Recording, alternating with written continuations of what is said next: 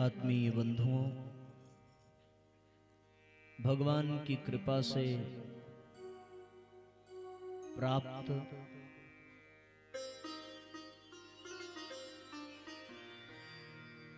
दिव्य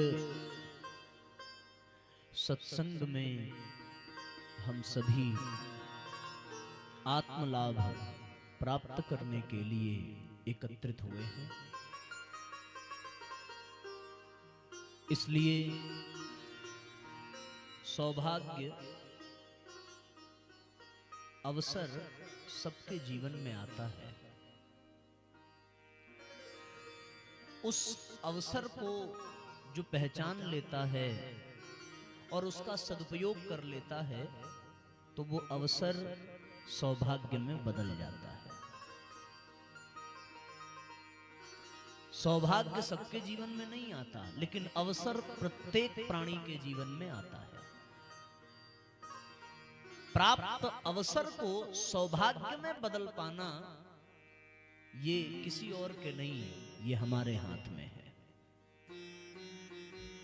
अवसर रावण के जीवन में भी आया था हनुमान के रूप में, पर वो सौभाग्य को प्राप्त न कर सका। लेकिन वही अवसर विभीषण के भी जीवन में आया था। विभीषण ने अवसर को पहचाना, समय की पुकार सुनी और अपने जीवन को सौभाग्य में बदल पाया। आज श्रीमद् भागवत ज्ञान यज्ञ के माध्यम से हम सबके जीवन में अलभ्य अवसर का आगमन हुआ है। कई बार हुआ होगा, ऐसा नहीं कि आप प्रथम बार ही यहां एकत्रित होकर के कथा सुन रहे हैं। जहां तक मेरी जानकारी है, पिछले 17 वर्षों से गायत्री परिवार रचनात्मक ट्रस्ट के द्वारा इस प्रकार के आयोजन, कभी पावन प्रज्ञा पुराण कथा, कभी भागवत कथा, कभी गायत्री यज्ञ अनुष्ठान आदि के आयोजन संपन्न होते आ रहे हैं। तो आप सब उन आयोजनों के साक्षी बनते आ रहे हैं। आप सबको इसका एक बड़ा लंबा अभ्यास है, पर हर बार से इस बार कुछ अलग होना चाहिए, और अलग तभी होगा जब इस अवसर को हम सौभाग्य में बदल पाएं।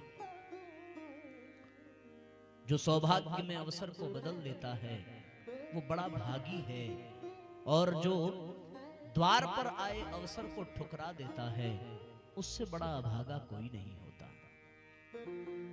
सत्संग द्वार पर आए श्रेष्ठ अवसर के समान है। जितना इसमें डूब जाएं, जितना इसका लाभ, जितना इसका आनंद जीवन में प्राप्त कर लें, उतना ही सौभाग्य का उदय माना जाएगा। यहां प्रदान किया गया आध्यात्मिक संदेश केवल हमारे कानों तक सीमित न रह जाए, इसकी गूंज, आवाज भले कान तक सिमट करके रह जाए, पर इसकी गूंज हमारे अंतःकरण तक जानी चाहिए। इसकी तरंगें हमारे भीतर के मन स्थिति को स्पर्श करनी चाहिए, जिसके माध्यम से हम अपने भीतर कुछ आमूल चूल परिवर्तन कर सकें। जिस उद्देश्य के लिए ये मानव जीवन मिला है, उस उद्देश्य को प्राप्त कर सकें और जीवन के सौभाग्य को जागृत कर सकें। उसके लिए एकाग्रता, तन्मयता, तल्लीनता की आवश्यकता है। अगर यहां आकर के भी हम ध्यान न दे सके, लौकिक एवं व्यवहारिक बातों में ही उलझे रह गए, तो निश्चित रूप से हानि किसी और की नहीं, अपने आप की ही होगी। ये कोई नई बात हम आपसे नहीं कह रहे हैं। इन बातों को आपने हजारों बार सुना होगा और उससे भी ज्यादा बार दूसरों को सुनाया होगा, पर ये सुनने सुनाने की आदत भर बन करके न रह जाए, ये हमारे स्वभाव में भी उतरे और थोड़ी देर के लिए हम गंभीर, थोड़ी देर के लिए हम मौन और थोड़ी देर के लिए हम एकाग्र हों। तब जाकर के हम सबको इसका लाभ प्राप्त होगा, क्योंकि बड़े भाग्य से सत्संग मिलता है और सत्संग को पा करके जिन्होंने उसे सौभाग्य में बदल लिया उसका जीवन धन्य बन जाता है। वाल्मीकि के रत्नाकर डाकू के जीवन में सौभाग्य के रूप में ये आया तो वो वाल्मीकि बन गए। राम बोला के जीवन में आया तो वो गोस्वामी तुलसीदास बन गए। इसी प्रकार विल्व मंगल, सूरदास, मीराबाई, सबके जीवन में ये अलभ्य अवसर आया। अगर वो बन गए तो फिर हम क्यों न बन सकेंगे। बस आवश्यकता इतनी है कि कुछ मर्यादाएं हैं, कुछ अनुशासन है, उसको जीवन में धारण करना चाहिए। सत्संग पंडाल में जितनी देर बैठे बहुत शांति के साथ बैठे, बहुत सजग होकर के बैठे। 7 दिन की ही कथा महाराज परीक्षित को सुनाई गई थी। सप्ताह ज्ञान यज्ञ ही सनकादि ऋषियों के द्वारा संपन्न किया गया था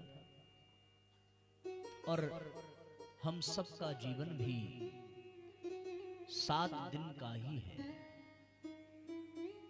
इस जीवन में 8वां दिन कोई नहीं आता।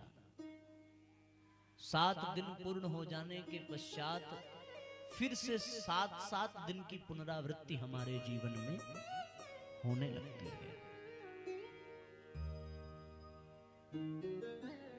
मनोविज्ञान ये कहता है कि किसी भी वस्तु को 7 दिनों तक धारण कर लिया जाए या किसी भी आदत को, किसी भी स्वभाव को कम से कम 7 दिनों तक अभ्यास किया जाए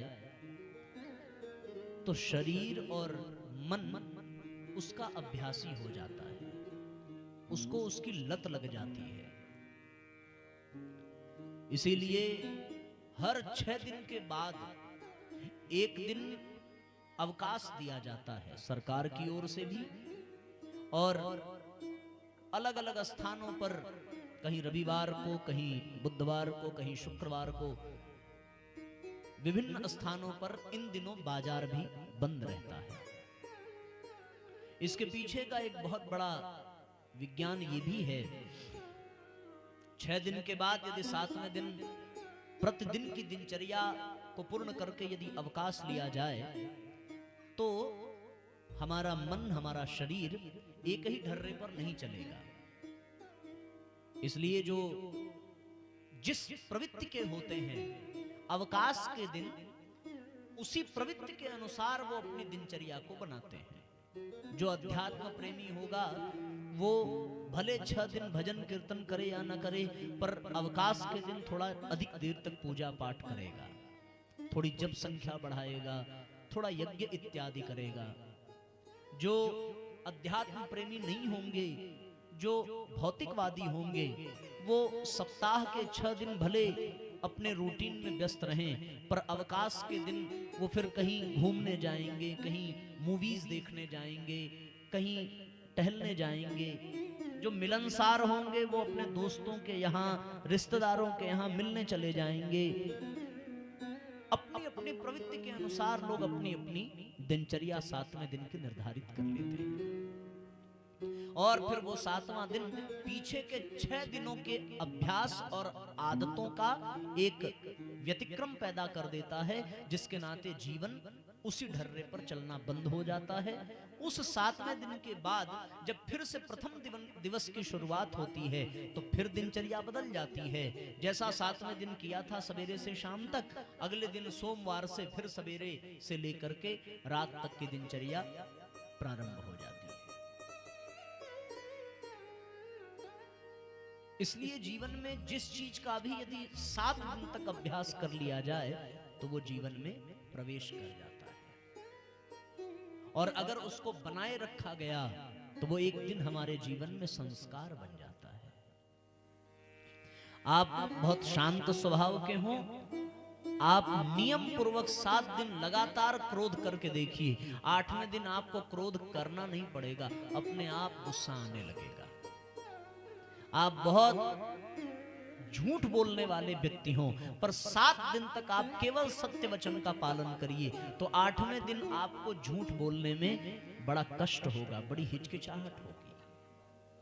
जो लोग देर से सो कर के जगते हैं और उनके मन में ये टीस रहती है कि हमको जल्दी उठना चाहिए, जल्दी उठना चाहिए, वो केवल 7 दिन तक ब्रह्म मुहूर्त में जगने का अभ्यास कर लें, 8वें दिन उनको उठाना नहीं पड़ेगा, वो अपने आप जग जाएंगे।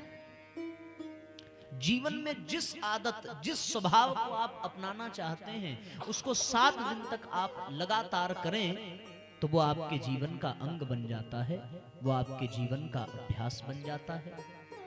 इसीलिए श्रीमद् भागवत को सप्ताह ज्ञान यज्ञ कहकर के संबोधित किया जाता है, क्योंकि ये 7 दिन तक हमें कथा में आकर बैठने, कथा सुनने और भगवान की लीलाओं का अभ्यास कराता है।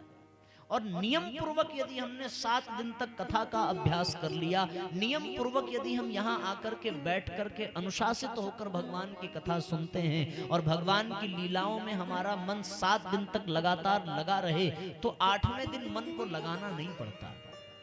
उसके बाद तो फिर कथा जीवन का अंग बन जाती है, भगवान की लीला में ही मन विचरण करने लगता है और बहुत सारी श्रेष्ठ सत्प्रवृत्तियां हमारे जीवन में अपने आप विकसित होने लगती हैं और दुष्प्रवृत्तियां अपने आप जीवन से समाप्त होने लगती हैं।